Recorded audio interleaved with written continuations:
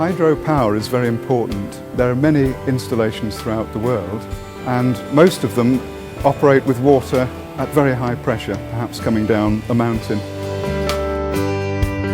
If you think of rivers where the difference between upstream and downstream might be very low, then you cannot use hydro turbines efficiently.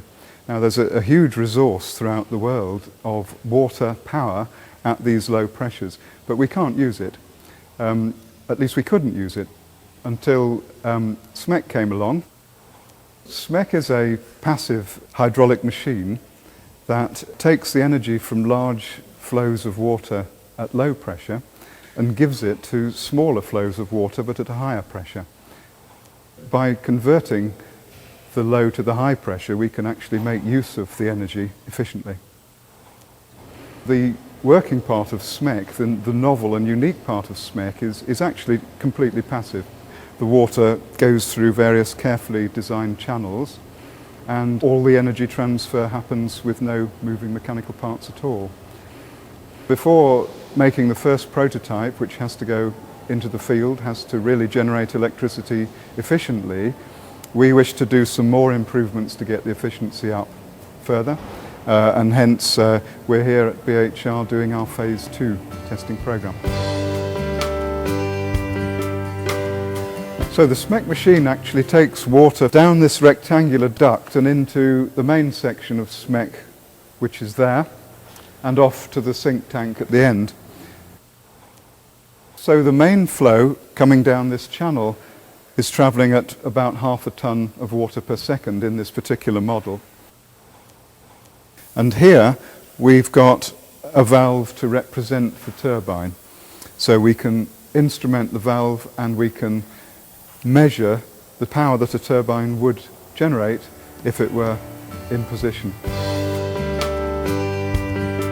The Venturi pump works on the principle set out by Daniel Bernoulli in the 18th century, which states that as a fluid enters a contraction, it accelerates, and when a fluid accelerates, the pressure drops.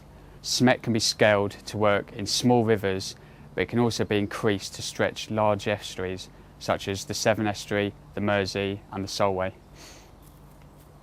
Not only can SMEC provide clean, reliable and cost-effective energy, but this energy can also be generated locally, and the device can be installed easily into local rivers that can be benefit for the whole of the community. VerdErg's motto is to create a technology that is not only reliable and efficient, but also environmentally sustainable. We actively research to ensure that our technology does not have harmful effects on the local environment.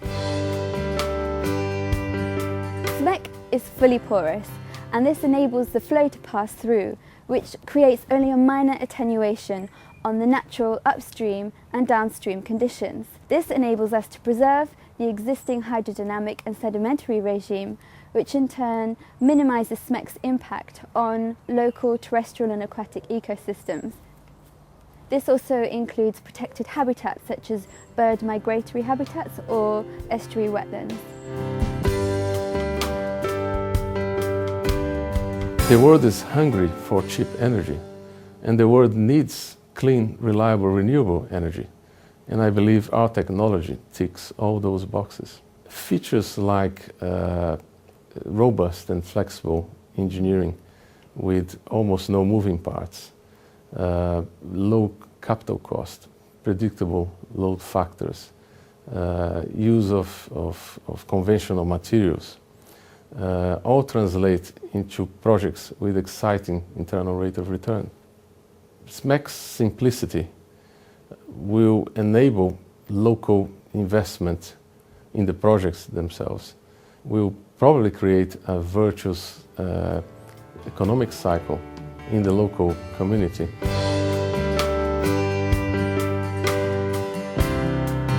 Verd is a word root in most European languages for green, and erg is the European unit of energy. So VerdErg literally means green energy in English, French, German, Spanish, Italian and so on.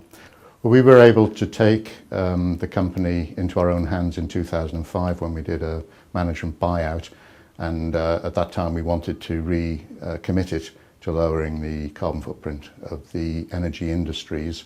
And our first task was to develop renewable energy technology for the marine environment based on what we'd learned over 30 years working around the world, and in particular in the Atlantic west of Shetlands, which is some of the worst weather in the world. And we knew to prioritise robustness and reliability. But we looked a little deeper than that, and it was clear that there were three criteria we had to meet.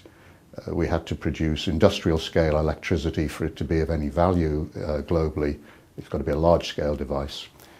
We had to keep the cost of the electricity potentially to the point where it could compete directly with fossil fuels without a tax incentive.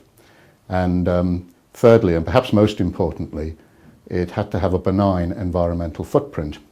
There's no point in having a renewable energy device that causes as many environmental problems as it solves. So here we have an embryonic technology that can compete directly with fossil fuel, that has no electrical equipment underwater at all. It's inherently robust and reliable. You can make it locally out of whatever the local industry is capable of working best in: concrete, steel, reinforced glass fibre, or any sort of material, aluminium, stainless steel, whatever it's convenient to use. And it ticks all the boxes. And the message that we're trying to get out is that there's this inbuilt belief, and I'm afraid in Britain we're particularly bad at it, I confess to it as well, of believing that there's no gain without pain. And people are prepared to accept without question that moving from fossil fuels to renewable energy is going to cost us money. And my message is that is not true. It just isn't true. If you design the thing properly, and you design it for cost effectiveness and low environmental impact, you really can have it all. And that is what we're bringing to the market.